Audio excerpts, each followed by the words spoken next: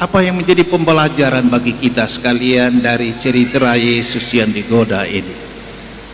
Godaan yang dialami Yesus intinya sebetulnya 3, terkait dengan kebutuhan biologis, kebutuhan jasmani, makan, minum, dan lain sebagainya. Itu dialami Yesus.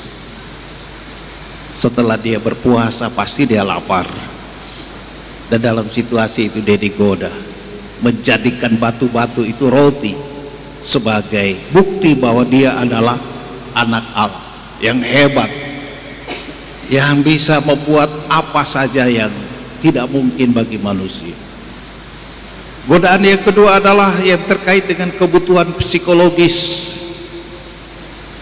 soal popularitas, nama baik.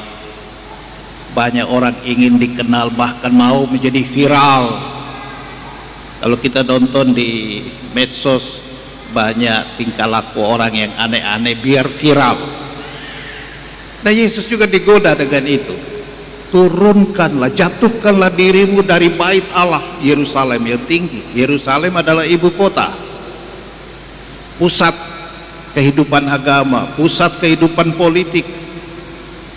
Jadi apa yang terjadi di pusat dengan mudah menjadi viral, menjadi terkenal seantero negeri. Jadi Yesus digoda dengan itu. Jatuhkanlah dirimu.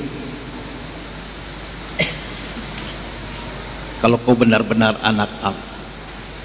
Dan hebatnya iblis, dia pakai ayat kitab suci juga. Jadi pintar itu iblis. Dia pakai ayat. Karena di dalam kitab suci, kata iblis, dikatakan bahwa malaikat-malaikat akan menatang engkau sehingga ujung jari kakimu tidak akan sampai di tanah, tidak akan cedera, tidak akan patah-patah. Tapi juga Yesus mengatakan, tidak, janganlah engkau mencobai Tuhan Allahmu.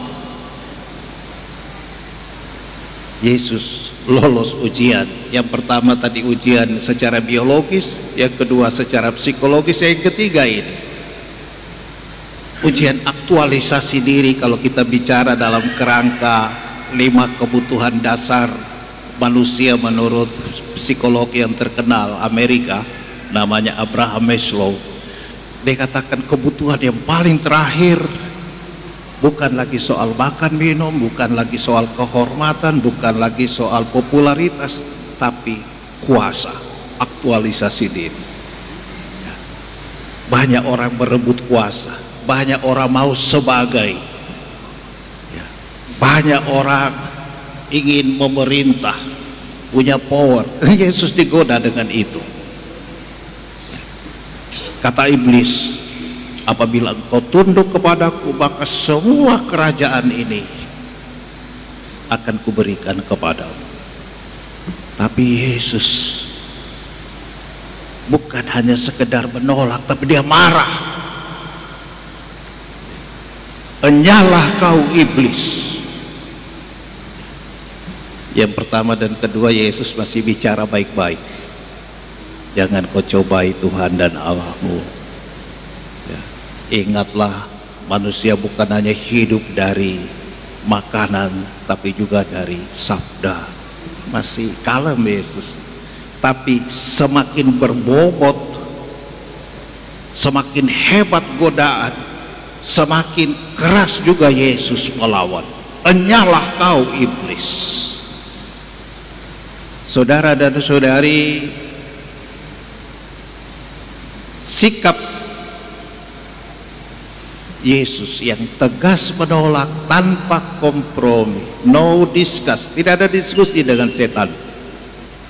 Itulah yang menjadi inspirasi iman bagi kita sekalian, khususnya ketika kita sedang dalam hari-hari masa prapaskah, hari-hari pengendalian diri, hari-hari di mana kita mau mencoba mengurangi segala perbuatan dosa, dan perbuatan dosa selalu diawali dari godaan.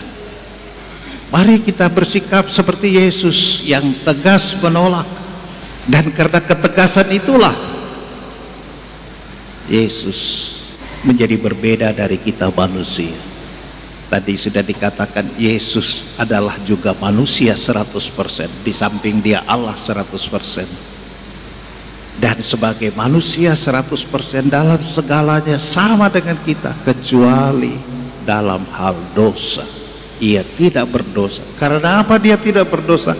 Yesus tegas menolak iblis, menolak setan dengan segala pengaruh dan godaannya.